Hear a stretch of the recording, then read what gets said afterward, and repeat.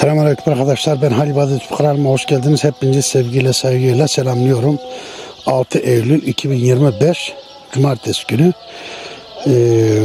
Canbeli Bulduk Mahallesi'ne geldik. Bulduk Mahallesi'nde muhtarımızla röportaj yapacağız. Muhtarımız buraya bir çeşme yapmış. Bir de sağlık ocağını tekrar hayata geçirmeye çalışıyorlar. Şu an sağlık ocağını boyuyorlar. Sağlık ocağının içini dışını temizliyorlar. Onun çekimini yapacağız. Onun görüntülerini sizlere aktaracağız. Muhtarımızın çalışmalarını soracağız. O da bize cevap verecek. Lafı da fazla uzatmadan siz şuradan hemen videoya bir abone olun. Kanala abone olun. Videoyu da beğenin. Ben de hemen videoya geçiyorum. Selamünaleyküm muhtarım. Aleykümselam Badır. Eski takipçilerimiz seni tanıyor. Biz, tabii evvel de seninle. En son oruçta bir mevlüt videosu çekmiştik. Evet, aynen öyle. O zaman 12-13 bin takipçimiz vardı. Şimdi 18 bine yakın. Ay maşallah. Geri kalanı seni tanımadığı için onların seni tanıması açısından seni bir önce tanıyalım. Teşekkürler Halil Badır. Hoş geldin Bulduk Köyü'ne. Hoş bulduk. Evet, zaten Bulduk Köyü'yle senin köy aynı ırktır ha. Evet. 4 kardeşiz. Sen Zincirlikuyu'da yaşıyorsun şu an. Biz de bulduk. Yani bunu herkes bilir, çoğu bilir de tabii bazen yabancılar da bilmez yani. Evet. Nasılsın, iyi misin diyelim. Teşekkür ederim. Sen nasılsın, iyisin? Valla Halil... Kendini bir tanıt, seni tanısın. Ben muhtar Ethem Demirci Bulduk Mahallesi muhtarıyım. Canbeli'ye bağlı. Canbeli'ye bağlı. Konya Canbeli Bulduk Mahallesi. Konya Canbeli Bulduk Mahallesi. Şimdi bugünkü çekimimizin anlamı, bugünkü çekimimizin ne olduğunu bir anlatır mısın? Bugün neler yapacağız? Şimdi mesela biz yani şu an 1,5 yıl muhtarıyız. Yeni daha ilk dönemi. Şimdi mesela bu sen gözünden gördün bu çeşmeyi. Evet. Tatlı su.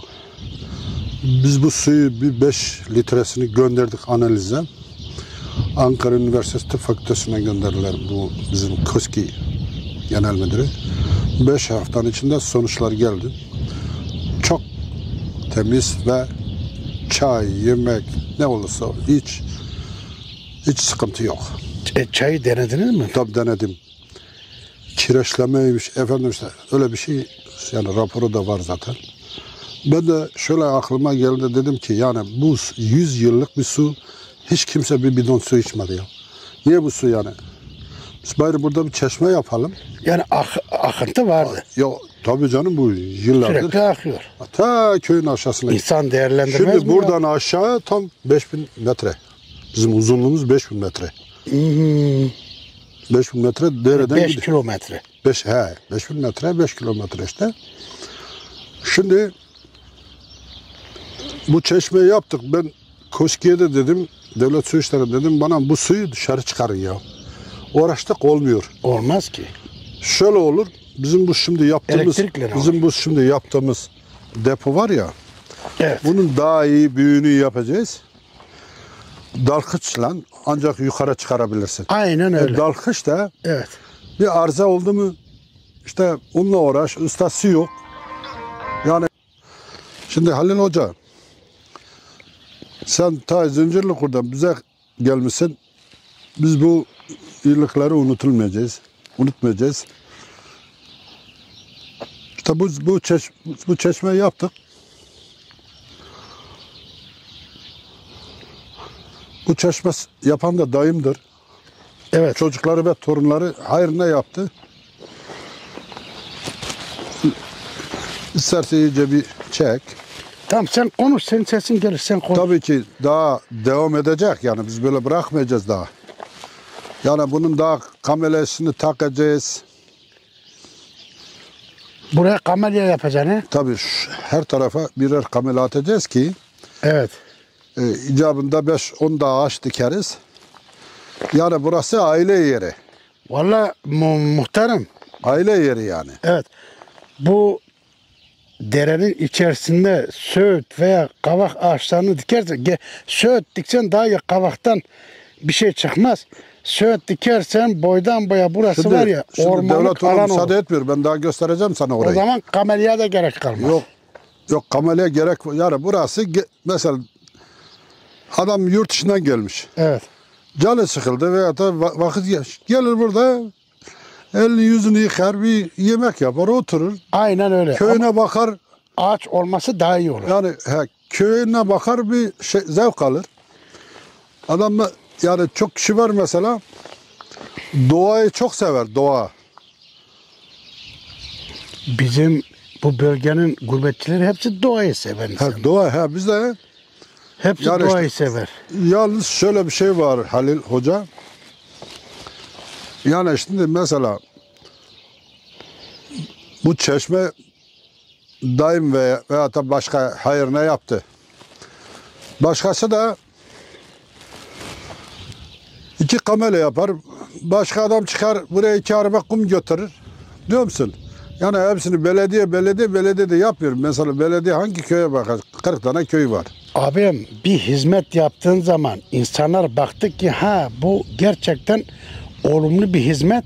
Herkes kendi tarafından 3-5 kuruş tabii yardımda yani şimdi- bulunur. Ama baktılar boş iş yapıyorsun, kimse yardım etmez. Şimdi Halil, Bu iş böyledir. Bu iş böyle Halil Hoca. Yani mesela ben bu hizmeti kendime yapmıyorum, babama, halkımıza yapıyoruz. Yani bak ne güzel yapmışsın, taştan, betondan Evet. depo yapmışsın, havalandırmasını koymuşsun, emek vermişsin, her taraf beton, şu havuzun daha da- güzelliğine bak. daha Bu da- havuz kimin fikriydi bu? Efendim? Bu havuz kimin fikriydi böyle Ben kendi mermerden havuz? Ben kendi fikrim. Abim Yani dedim ilk fazla bu ya, uzun ben böyle bir olmasın. şey ilk kez görüyorum. Şimdi dedim fazla uzun oldu mu? Ben böyle bir şey ilk kez görüyorum ya, mermerden havuz, Mermerden, evet. ne kadar kenarlarında dolu böyle betonla çevirmişler. Evet. Yani ne kırılır, ne çatlar, ne patlar, zaten oturmuş da. Sistemi de oturmuş. Altına da bir delik koymuşlar. Vay be. Hacı Ahmet Dalan. Dalan ve eşi Zeynep Dalan hayratına. Bunlar yaşıyorlar değil mi? Yok. Bunlar ikisi ölü mü? Ölü tabii. Allah rahmet eylesin, mekanları cennet olur inşallah. Bunu yapan kardeşlerimiz de, her kimse onlardan da Allah razı olsun. Buradan Halil Badal adına onlara selamlar, sevgiler, saygılar. Çok sağ olun. Kim yaptı burayı? Çocukları mı yaptı? Çocukları ve torunları. Çocukları ve torunları. Evet. Bravo onlara. İnşallah devamı gelir. İnşallah daha güzel çeşmeler mi yaparlar, kamelya mı yaparlar. Artık burası... Ya işte daha yani biz buraya güzel bir hizmet yapacağız ki yani aile geldiği zaman rahatlasın. Mesela su var. İnsanın temeli nedir biliyor musun? Büyük temel. Evet. Büyük temel sudur. Şimdi bunu söyleyeyim. Millet kuraklıkta can atıyor. Doğru mu? Evet. Bize de Allah vermiş. Bize sahip çıkan yok. Aynen Sahip öyle. çıkan ne biliyor musun? İşte bu köy boşalınca bu suya önem vermemişler. Şimdi muhtarım, lafını keseceğim. Su çok önemli. Burada bir şey dikkatimi çekti. Mesela Tabii. bu suyun tanziği bu kadar. Mesela bu kuraklıkta Evet. dediğin gibi insanlar bir damla su ararken Heh. şu suyun tanziği çok güzel. Çok güzel, evet. Bunun kadarı da bu kenardan akıyor. Onu da Gördünüz mü arkadaşlar? çaresine bakıyoruz. Aslında ben anlatayım bir. Az önce muhtarın anlattığına göre aslında şimdi bu su nereden geliyor? Ne alaka diyeceksiniz. Arkadaşlar bunu yaparken kapağı açar mısın muhtar? Evet. Bunu yaparken içine dökme beton atmışlar. Bu şekilde. Dökme beton atmışlar. Bir yerden sızma yapıyor. Bir yerden sızma İşte yaptığı o sızmayı bulacağız. o sızmayı bulup onu eğer engellerlerse bu su daha da tanzikli akmaya devam edecek. Devam edecek, evet. İçine girip de suyu da temizleyebilirler. Evet. Suyu tamamen boşaltabilirler. Öyle bir imkanlar da var. Ara sıra içine çöp möp girebilir. Böyle ot damarları girebilir. Evet. Burayı da muhafaza edip buranın Orada üstünü kapatacağız. betonla kapatacaklar. Kalıpçı gelecek. Evet. Ondan daha sonra aslında henüz yapım aşamasında. evet, Evet, daha bitmedi. Evet, daha bitmedi. Biz acele ettik dedik gelip bir video çekelim. Daha devam ediyor yani daha. Bu şekilde arkadaşlar. Muhtarın emeğine sağlık. Peki bu temel eskiden mi vardı? O 100 yıllık bir temel. Şeyin içinde, derenin içinde. Hayır, orayı işte o dönemki muhtar bilmiyorum. O muhtar kimse o duvarı yapmış ki yani sele karşı. He. Sele karşı o duvarı yapmış. Kendi elinden yapmış. Burada aynı depo yapmış. Evet. Bu depo dolduğu zaman bu su buradan dışarıya çıkarıyormuş adam. O zaman devam etmemiş. Devam etmeyince biz devlet su işleri geldi ya. Hatta videosu var bende. Bir tane su borusunu yer altta buldum. Yani adam çekmiş boru ama boru çürümüş. Böyle tekmeyi vurduğun zaman yıkılıyor. Arkadaşlar ben sizlere bir şey sorayım. Aynı zamanda bu bir dere. Şurada da köprü var. Gördüğünüz gibi şöyle yakınlaştırayım. Yani eskiden burası böyle dereymiş. Akıntı varmış burada ve yağmur yağdığında şu mağaranın, karanlık mağaranın olduğu tepelerin yağmuru hepsi bu kanalın içine dolup gelip buradan akıyordu eskiden, değil mi? Doğru. Şimdi hepsi kurumuş. Peki sizce bir gün bir sel gelip de buraya bir zarar verir mi? Çünkü derenin buraya vermiyor. Çünkü sizce zarar verir mi? Ben sizlere bunun cevabını almak istiyorum. Ben şöyle diyorum. Ben diyorum ki yağmur yağsın. Keşke bu kanal dolu ağzıyla aksın da buraları da söksün, alsın, götürsün. Tek yağmur yağsın diyorum. Bence yani öyle bir yağmur da artık yok. Öyle bir sel de yok. Sel gelse bile de şu kenardan buradan çeşmeye varmadan şu kenardan bence şu karşıya geçebilir. Burada Halil aslında Badır. Muhtarım. Efendim? Şuraya da böyle hafiften bir kanal böyle çizsen mesela şu hizada şu kenardan o gelecek hafif sele de bir yol vermiş olabilirsin. Ya bir sel gelse, buraya zarar vermedin. Yani onu önlemini aldı. Zaten devlet su işleri gördüm bak. Bu genişliğinde evvel dardı. Devlet su işleri evvel burayı açmamış. Mesela köyün ortasına kadar açmış. Ondan sonra devam. Şimdi şu an geniş. Çok sel güzel. gelse de yani evvel sel çok şimdiye kadar 100 tane sel geldi. Niye bu duvarı yıkmamış? Yani. Ya öyle tehlike yok. Burada boğaz, burası boğaz ya. Evet. Aşağıda tehlike var. Köyün Arkadaşlar aşağısında tehlike var. şimdi muhtarım diyor ki kamera arkasında biz konuştuk. Muhtarım diyor ki ben buraya diyor, bir iki tane, 3 tane, 5 tane kamelya atacağım. Tabi kameryayı da sizlerin desteğiyle yapacağım. Muhtar kendi cebinde yapacak değil. Bir de belediyeler de zaten yardım etmiyorlar. Belediyeler kendilerini götürüp getiremiyorlar. Sizlerin desteğinizle şu çeşmenin başından itibaren söğüt ağaçlarını dikin arkadaşlar. 50 metre, 100 metre ne kadar dikebilirseniz veya çeşit ağaçlar dikerseniz burası bir nevi bir cennet alanına döner. Tabii canım. Tabii. Yani Bir cennet alanıdır. Çünkü çeşme çok eski bir çeşme. eski bir çeşme. Tarihi bir çeşme. Evet. Ondan sonra yani biz bu hizmeti ne için yapıyoruz? Kaç yıldır var bu çeşme? Ya 100 yıllık bir yani 100 yıllık bir çeşme. Yani 100 yıllığı da geçmiş yani. Demek ki atalarımıza sorsalar acaba bunun adı neydi ki, neyin çeşmesi, kimin çeşmesi? Ya işte Olqi kim mesela? yani Kurmancı diyordun konu yapı. Olqi konu yapı. Olqi konu yapı bunu ver. Bu Kurmancı. Bitti. Buldu köyleri. Olqi konu yapı dedin mi herkes tanır. Tanır. Evet. Konu yapıyor bro. Nabi hak konu yapıyor. Kurdu. İşte Vallahi inşallah daha iyi olur her şey. Her şey daha güzel olur. Bir de bu bazı süzgeçler var hani balıkları böyle havuzdan yakalayıp çıkarıyorlar. Evet. Böyle bir tane de burada bulundur. Ara sıra bunun içine damar mamar ya girer. ne ekersen onu biçersin. Yani onları şimdi çıkarırsın. bak biz neden kaybettik biliyor musun? Biz Sevki halkı olarak halkara baston diye maşkara manga ki naston diye. Bravo. Aynen biz öyleyiz. Ma Kaşkalker Ogastan diye. Evet. Maşkara Manga Kernastan diye. Aynen öyle. Yani çünkü günde kaç nam öyle o. La bir hizmet işçiler kerem. Bu kelimeyi söyleyen de var.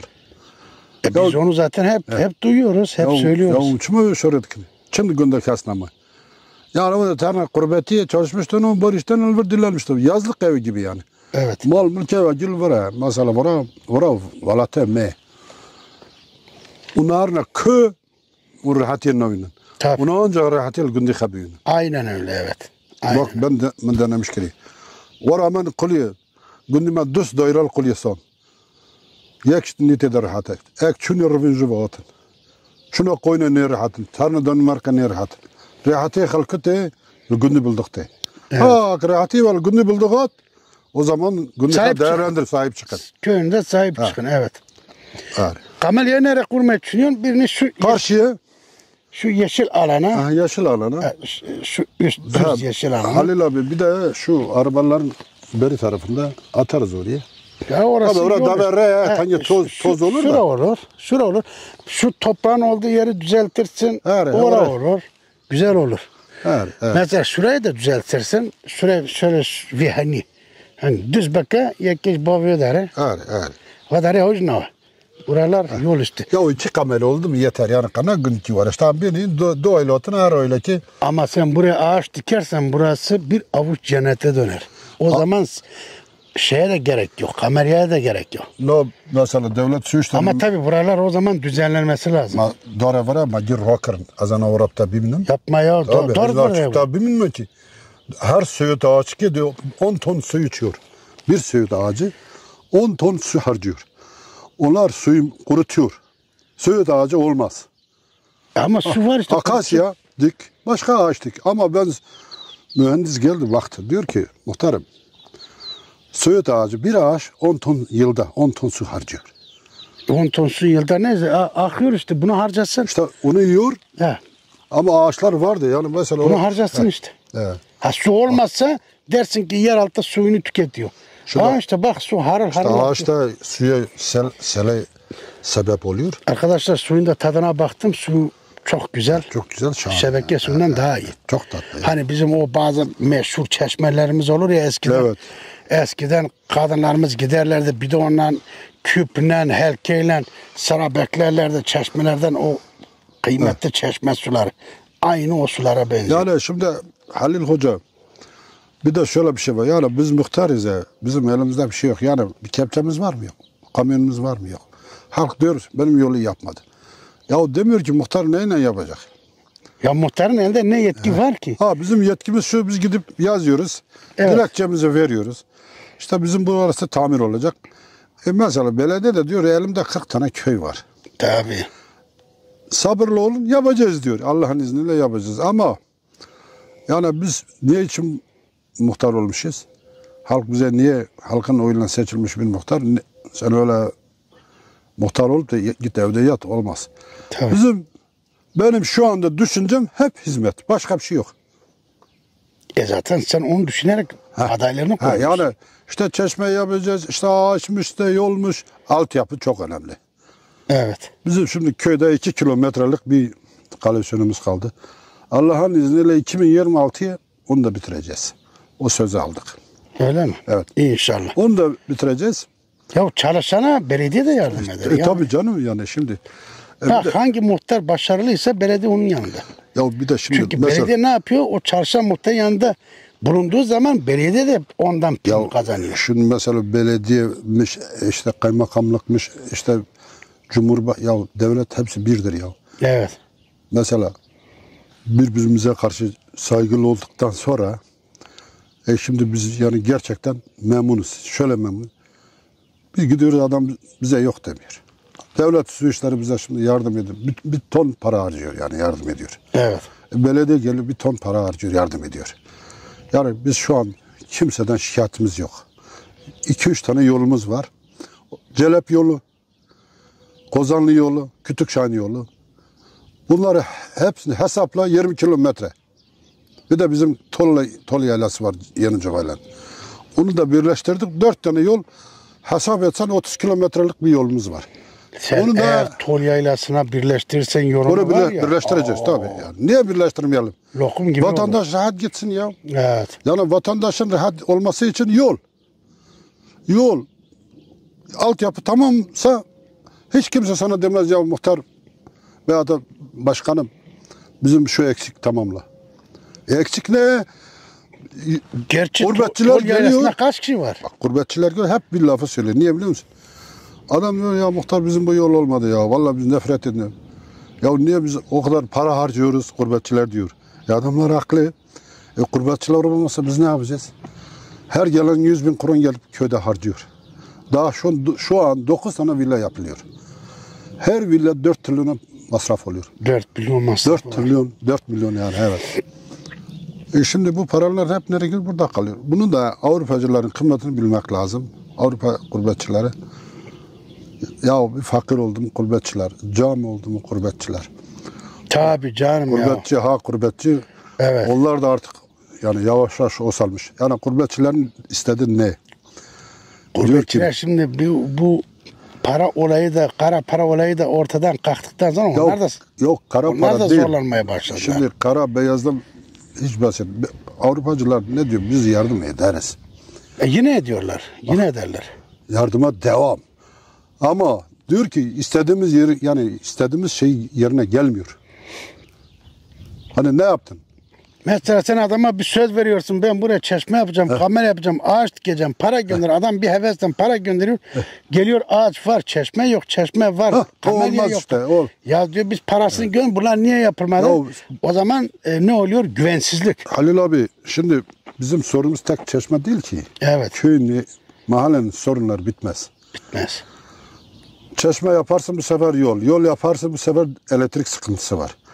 Bu sefer kanalizasyon sıkıntısı var. İşte bunlar güzel bir şekilde hızlandırılır mı her şey yerine gelir yani. Yani tahmin edersen 1-2 yıl içinde hiçbir şey kalmaz. Günde bulduk kere Paris, maşhara son masaris. Teşekkürler vallahi güzeldi.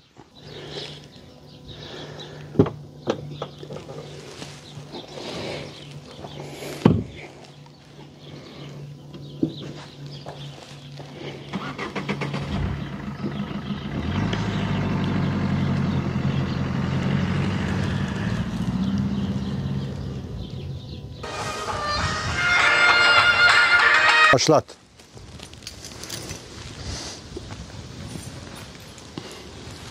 Bu nasıl bir ağaç ya maşallah maşallah. Bu nasıl bir yeşillik aran ya. O bina ne binası muhtar? Bu okul binası. Şu senin okul arkandaki. binası. Şu karşıda da bir çeşme var bak yeri görünüyor. Hangisi? O çıkmış yerinde ya. He. Bak orada çeşme yeri. Ha, bu ileride hareketi. Tabii. Orada da var çeşme. Orası da surak kalan. Tabii orası da akarsu. Ama biri açarsa Şu okulun bir hikayesini bize kısaca bir anlatır mısın muhtar? tabii şimdi hocam burası ilkokul. Karşısında da lise var. Şimdi kimse kalmayınca okul böyle kapandı. Kimse yok ki. Evet. Kimse yok ki. Okul fal durumunda. Ağaçlardan görünmüyor. Bu ne bu telde elektrik yok mu? Yok. He bulduk köylüler. Gurbettekiler bu okulda okuyanlar yorumlara bir kalp atsın bakalım. Halil yine otelden uzak git. Ben otelden uzak geleceğim. Bu okulda okuyan kuşak neredeyse oraya bir kalp atsın lütfen. Biz de bilelim ki demek ki Bolu köyün okulunda bu kişi o okulda okumuş. Öbür bina ne binası? Öbürü de lise. Lise. Bu ilkokul o lise. Evet. Dur bakalım açığı bir yakalayalım. Bunları daha önce biz çekmiştik öyle uzaktan çektik. Bu lisede okuyanlar veya daha önce kim burada okumuşsa lütfen yorumlara bir kalp atsın. Daha sağlık ocağı da sırada var. Burada muayene olan, burada aşı yapan, burada iğne yapan, burada grip olup doktora gelen Şimdi burası... kim varsa oraya bir kalp atsın. Oraya da gideceğiz şimdi. Bak, buraya gördün mü camlar nasıl kırılmış? Evet. Şimdi biz buranın dilekçesini verdik. Aha bugün, aha yarın işte uğraşıyorlar. Ne evet diyorlar, yani sağlam bir cevap gelmedi. Peki siz bakımını yapıyor musunuz? Hayır yani şimdi ben hemen muhtarlığa aldığım dönemde hemen dilekçe verdim. Geldiler bir baktılar, bir temizliğini işte yaptılar. Elektriğini bıraktılar. Temizlik yapıldı, elektrik yapıldı. Ondan sonra öylece kaldı. Sen boyadan bahsettin. O boya neyin nesiydi? O demir derede boya yapıyoruz ya. Ha. Orayı da göstereceğim sana. Derenin demirlerini boyuyorsunuz. Evet. Ben zannettim sağlık ocağın. Bak, Halil bu da içi çekebilirsin. Ön taraftan içeri girmeyelim mi? Giremezsin. Kapı kilitli. Atlayamayız vallahi. Ha, buradan Anahtar da, yok bizde. buradan da nasıl yapacağız? Burası Bulduk Sağlık Evi. Bulduk Sağlık Evi. Sağlık ocağı yani. Ocağı değil, sağlık ocağı değil. Evet. Bulduk Sağlık Evi.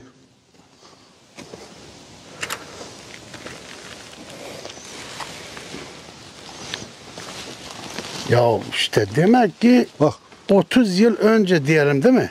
Bak. Çöp kutuları var. Evvel burası çalıştı. Belediye döneminde çalıştı. İşte belediyeler. Biz buranın acilen açmasını istiyoruz. Eğer vatandaş yapsın, eğer devlet yapsın, kim yapar? Yani biz bunu acil yapmak zorundayız. Yani muhterem en azından sağlık ocağı da olmayacaksa Tabii. başka bir şey olsun ama şu ağaçları, şu bahçeyi değerlendirin ya. Ya işte ben de onu Hayatta çıkarın ya. Ya bak. Hayatta geçirin ya. Ya hayat. Mesela şu bahçe, şu ağaçlar, şu yeşillik, Ya okul bahçesi. buranı bir altta bir gir otur kalkamazsın. Biz havluya giremez miyiz? Havluya sen giremezsin. Her taraf kapalı, kilitledik. Anahtar da yok bizde. Arkadaşlar Bulduk köylü olup da bu sağlık ocağında daha önce hasta olup, daha önce gelip aşı yapan, iğne yapan, ilaç alan, tansiyonu ölçen kim varsa lütfen yorumlara bir kalp atsın. Yazmanıza da gerek yok. Yani kalbin yanına bir nokta koyun yeter. O zaman yorum yerine geçer. Biz de oradan görürüz. Şurada Evet. da lise var. Bu lisede okuyanlar da bir kalp atsın. O sizin çocukluk zamanınızda cıvıl cıvıl oynadığınız havlu, beden eğitim yaptığınız havlu şimdi çürümeye yüz tutmuş. Ottan dolu, dikenle dolu ama ağaçları dimdik duruyorlar. Dallarını birer madalyon gibi üzerlerinde taşıyorlar. Yapraklarını, yeşilliğini onlar pes etmemiş arkadaşlar. Ama buradaki bahçe pes etmiş. Binalar pes etmiş ama ağaçlar pes etmemiş. Bu ağaçları siz tanıyorsunuzdur. Bir gün geldiğinizde bu ağaçlara bir selam verin arkadaşlar. Belki öbür dünyada size derler ki sen gelip bana selam vermiştin, ben aleyküm selam dedin de sen duymadın. O da bir canlı.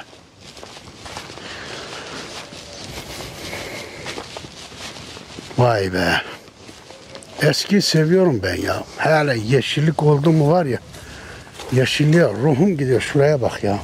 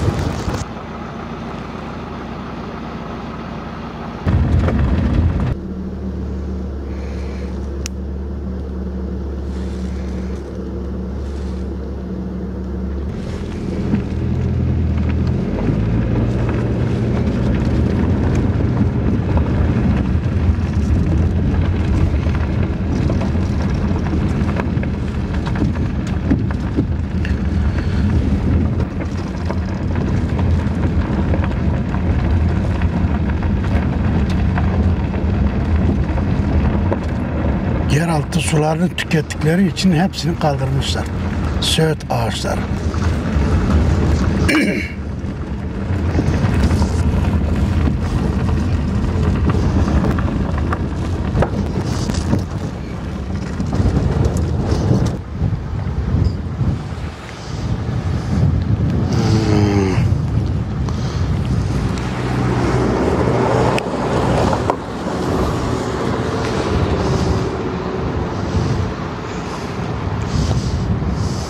Bura köyün içi olduğu için muhafaza altına aldılar. İşte bura öyle devam edecek. Adak olup kaymak şu an değil. Ha, yukarıya doğru gidecek. Tabii aynı böyle. Evet. Çok güzel olmuş. Tabii şahane değil mi? He. Peki çalışan elemanlar nerede? Daha gideceksin sen de. Öyle mi? Tabii sen böyle Tamam, devam edelim. He.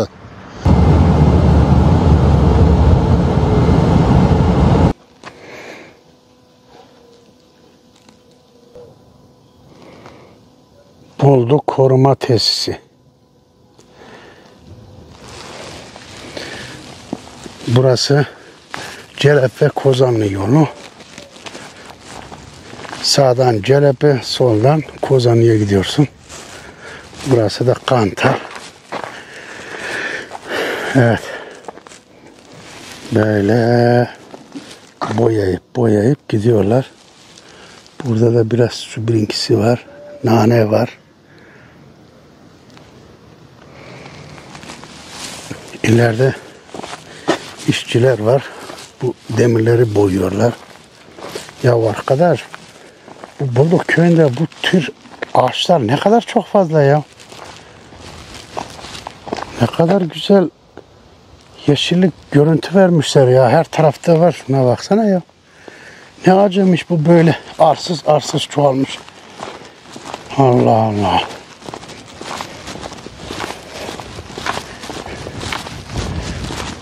Ha.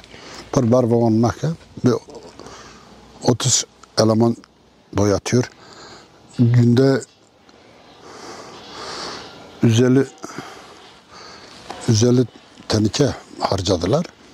150 teneke boya. Şimdi buranın Bulduk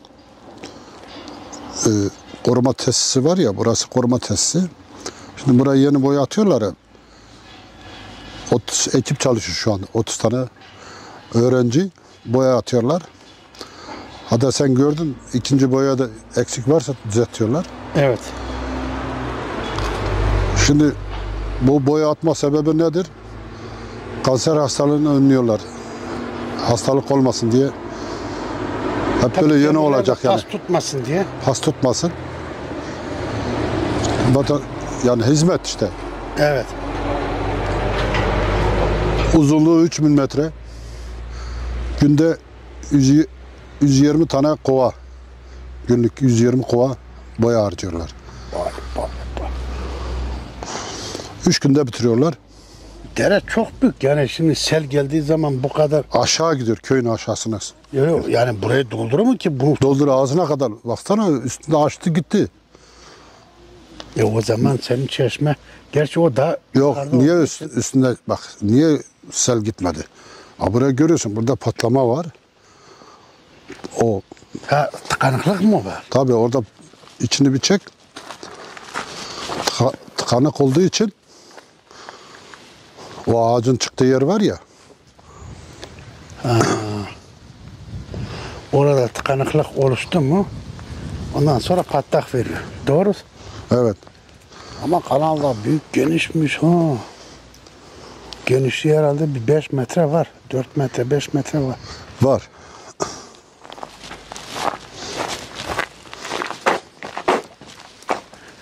Evet, böyle biz işçilere çok fazla yaklaşmak istemiyoruz. Belki rızaları olmaz çekim için, böyle uzaktan çekeceğiz.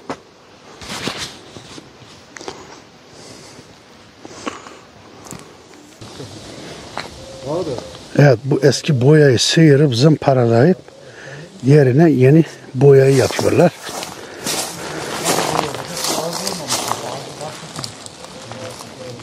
Ya şu ağaçlara bak ya, Allah Allah. Ne kadar güzel ya.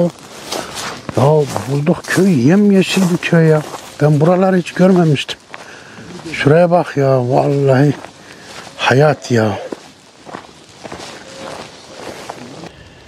Muhtar, mesela şurada işçiler yemek yiyorlar. Evet. Dikkatimi çekti. Tamam. Öbür tarafta da işçiler boya yapıyorlar. Bunlar bir örnek.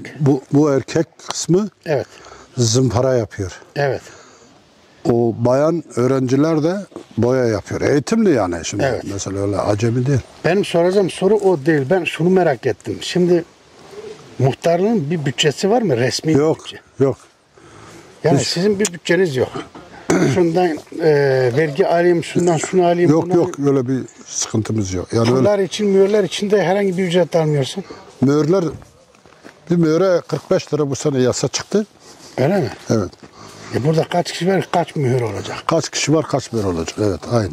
Peki ben şuraya geleceğim. Senin mazot sigara parana bile değmez. Mesela şu işçiler geliyorlar, atıyorum, muhtarı arıyorlar, muhtar soğuk su, muhtar kola, muhtar fanta. Ya alırsam cebimden alacağım. Yani işte bazen Herhangi bir bütçesi yok. yok. Yani mesela bazen O zaman senin maaşın zaten ya maaş zaten yarısı yani maaş bir şey kalmıyor. Hepsi o zaman sen maaş için muhtar olmamışsın.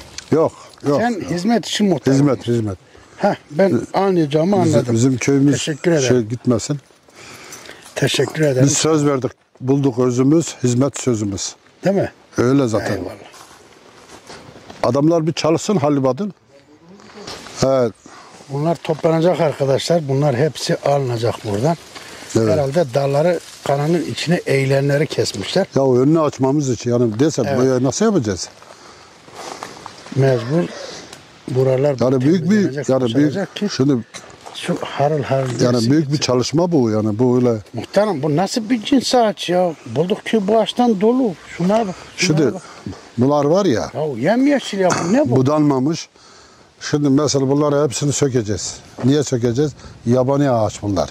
Şimdi bunlar mesela duvara zarar veriyor. Bir de yolu kapatıyorlar. Şimdi mesela adam boyatacak. Mecbur ben önünü açıyorum.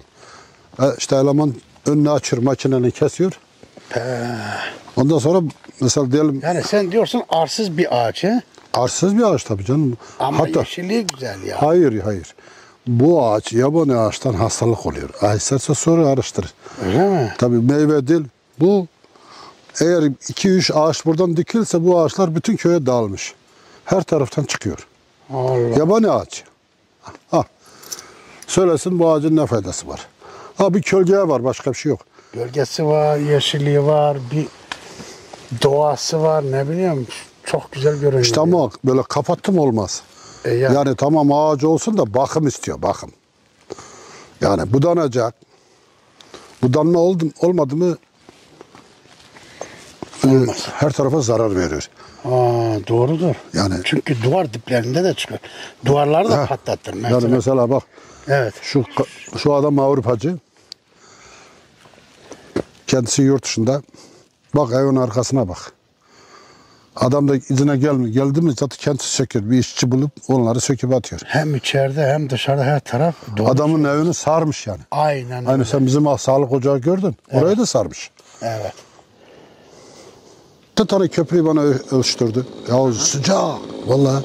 Ya ben arkadaş bir adamı getirseydim ben sen müteahhitsin ya. Ben nereden bulayım? Ben dedim ya sen buraya kadar gel beraber ölç. Bunu ölçüyor. Tam yarım saat diziyor. Çiziyor, yazıyor, çiziyor. Ondan sonra öbür köprü. 6 tane köprü sıcakta. Bir daha Muhtarım, çeşmeyi gördük. Kanalı gördük. Demirlerin boyanmasını gördük. Ağaç budamasını gördük. sağlık ocağını gördün. Sağlık ocağını Okulu gördük. gördün. Kanalın içindeki çalı çapılar gördük. Bunlar hepsi sonuçta gelip bir maddiyatta dayanıyor. Tabii. Değil mi? Senin şimdi halkından isteğin nedir? Son kez. Ya halk zaten muhtar halkın Bütçen oyunu. belli. Bütçeni öğrendik. Öyle tabii. Belediyenin yardımlarını da öğrendik. Evet. Her şeyi öğrendik. Senin bu ortada masum bir muhtar olduğunu, Evet. elinden geldiğince bu bütçesizlikle savaş yaptığını, bu zor şartlarda bu güzel hizmetleri vermek için elinden geleni yaptığını Yapıyorum da yani yapacağım da. yapacaksın da. Ama herhalde halkından da bir isteğin olacaktır. Ya o halka kalmış bir şey. Yani mesela halk diyecek ki biz Var mı bir derneği? yani şimdi derneğimiz yok. Yani Bir dernek kursan oraya ya belki dernek yardım kursan etmek da için- derneği çalıştıran kim? Derneği takip edecek adam yok yani başta. İki Ya. kişi oldu mu yeterli. Şimdi bir kişi Ya oldu mu mesela o dernek kurduğu zaman adam tahsili olacak. Adam yok mu köyde? dernek durmayacak. Dernek sürekli faaliyet göstermesi lazım Halil. Dernek öyle efendim derneğimiz var yan yat olmuyor. Bak işte ben şimdi muhtarım.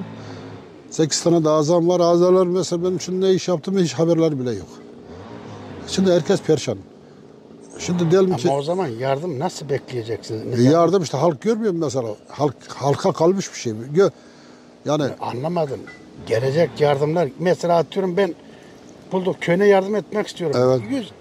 100 euro para göndereceğim. Ben bunu Avrupa'da nereye göndereceğim? İşte şimdi mesela muhtarların bir kuralı var.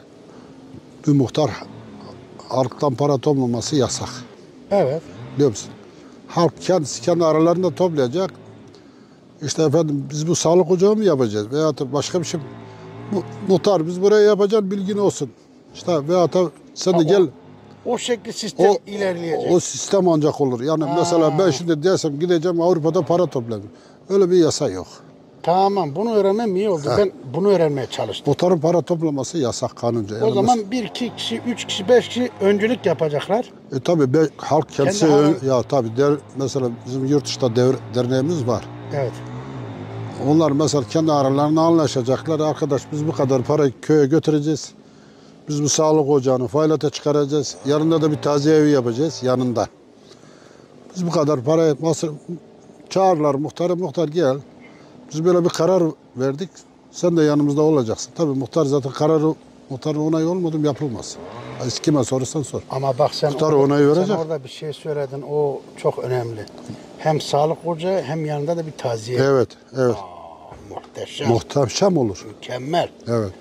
Bayılanlar oluyor, ağıt yakanlar İşte oluyor. yani bizim kız köyün geçenler mesela bizim köyün sağlık ocağı da yakın olur. bizim köyün şöyle bir sıkıntısı var.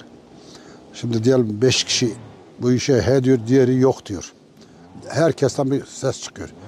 Bu iş hayata yürümez. Onlar öyle, o öyle olacak. Evet. Her tarafta öyle. Yani işte, Biri kabul eder, 3 kabul etmez, 5'i kabul eder, 2'si yani kabul muhtarın etmez. bir kepçesi olmayınca, bir bütçesi olmayınca işte biz devlete söylüyoruz. İnşallah maşallah bize yardım ediyor yani. Evet. Bizim işimiz inşallah maşallah kaldı abi. Teşekkür ederim muhtarım. Ben de teşekkür ediyorum Halil. Yüreğine Buraya sağlık. geldiğin için. Seni tebrik Ayaklarına ediyorum. sağlık. Tebrik ediyorum. İnşallah Allah ne muradın varsa Mahallesi'ne- yardımcı olsun. Bulduk Allah da Mahallesi'ne. bize yardımcı olur inşallah. İlken Allah sonra biz. Teşekkür ederim. Halkımıza, sokak ne varsa her şeyini yapacağız. İnşallah bu işi güzel bir şekilde başarıya olacağız. İnşallah. Bulduk köyü de seninle gurur duysun. Çok sağ ol. Herkese teşekkürler sağ olun. Evet arkadaşlar, güzel bir video oldu. Belki tabii ki çevre köylerin ilgisini çekmeyebilir. Çevre illerin, çevre ülkelerin ilgisini çekmeyebilir ama Bulduk köyün ilgisini çekecek bir video en azından. Az da izlense bile Bulduk köyü için, Bulduk mahallesi için böyle bir video çekmeyi düşündük. Güzel bir hizmet, takdir ediyorum. Muhtarımıza destek çıkın. Muhtarımızı bu tür şeylerde yalnız bırakmayın. Ne kadar güç verirseniz, ne kadar yanında olursanız o da kendini o kadar güçlü hisseder. O kadar size hizmet yapar. Birlikten güç doğar. Kendinize iyi bakın. Allah'a emanet olun. Abone değilseniz abone olun lütfen. Bir yorumla, bir beğeniyle de bize destek verirseniz mutlu oluruz. WhatsApp durumlarınızda, Facebook sayfalarında linkimizi paylaşmayı unutmayalım. Kendinize iyi bakın. Görüşürüz. Bay bay.